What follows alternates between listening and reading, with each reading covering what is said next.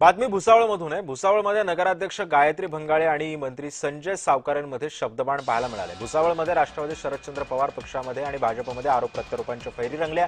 शहरातील पाणी पुरवठ्याच्या प्रश्नावरून दोघांमध्ये झुंपल्याचं पाहायला मिळालं।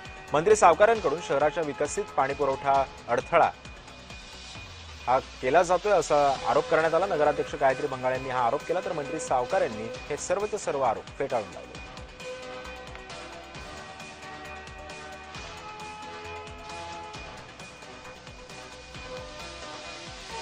जळगावातला हा सगळा प्रकार आहे।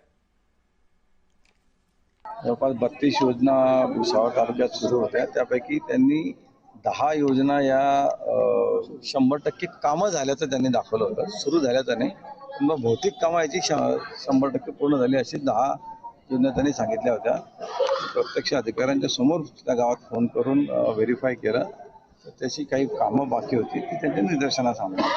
आपल्या या ठिकाणच्या नगराध्यक्ष जे आहेत भुसावळचे त्यांनी पण काही प्रश्न मांडलेले आहेत। त्यांचे म्हणणे की काही कामांना जाणून बुजून विरोध केला जातोय, ते कामं पूर्ण केली जात नाही असं त्रास दिला जातोय आज त्या बोलले। नगरपालिकेचा विषय ते नगरसेवक आणि त्यांचा काही विषय असेल ते नगरपालिकेत बघतील।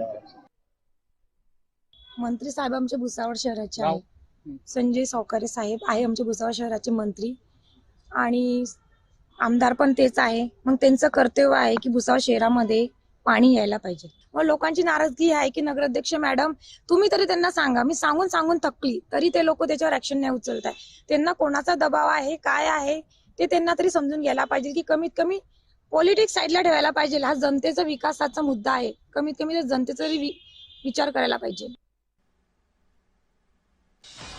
त्यामुळे भुसावळमध्ये सध्या पाण्याच्या प्रश्नावरून सत्ताधारी आणि विरोधकांमध्ये आरोप प्रत्यारोपांच्या फैरी रंगलेल्या आहेत।